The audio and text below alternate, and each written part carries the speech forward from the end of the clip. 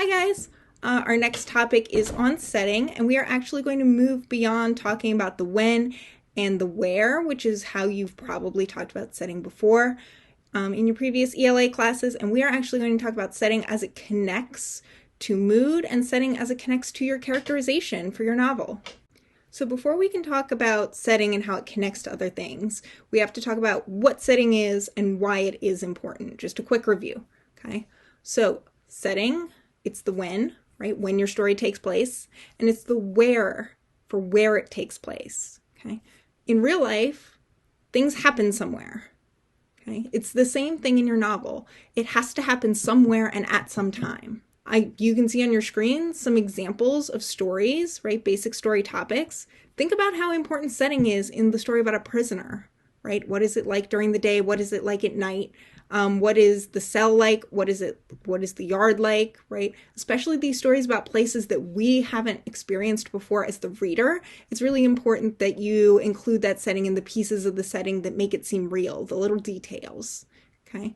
A story about a castaway on the Pacific, right? So if it's the Pacific, it's probably going to be warm, right? Warm water. That's very different than being caught in the Arctic Circle, right? You're going to have very different problems. Also, a story about a colony on Mars.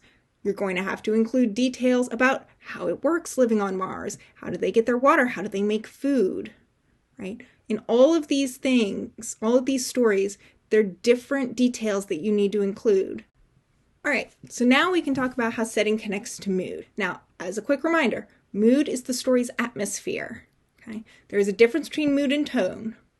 Mood is the feeling of the book itself or of the text itself. Think of this like how we want the reader to feel when they're reading it.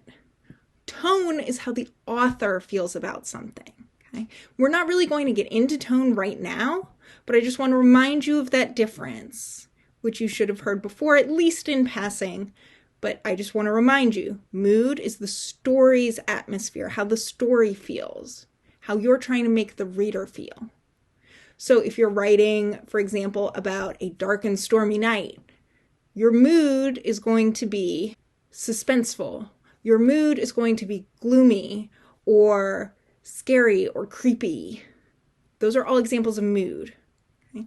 If you choose a setting like spring, where the birds are chirping and the flowers are blooming, that is often used to give a sense of hope, okay? And a mood of hope, a hopeful mood.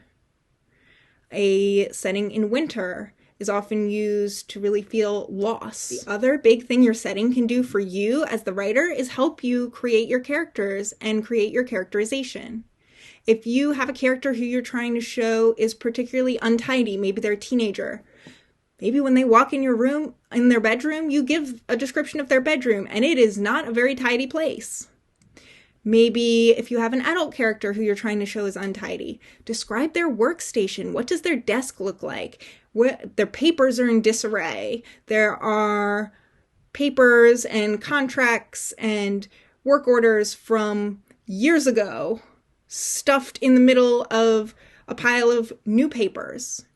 Maybe if you're trying to describe a character who is calm and laid back, maybe their setting, maybe where they live, reflects that. Think about what decorations are on the walls, what color the walls are. Colors have a significant impact on people, and people choose colors that fit their personalities. You can do a little bit of research on the psychology of colors.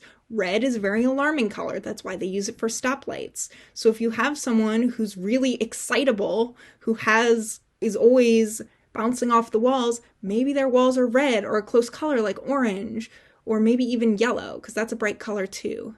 If you have someone who's really relaxed or who's trying to be relaxed, you're going to want to stick with more cool colors like greens and blues.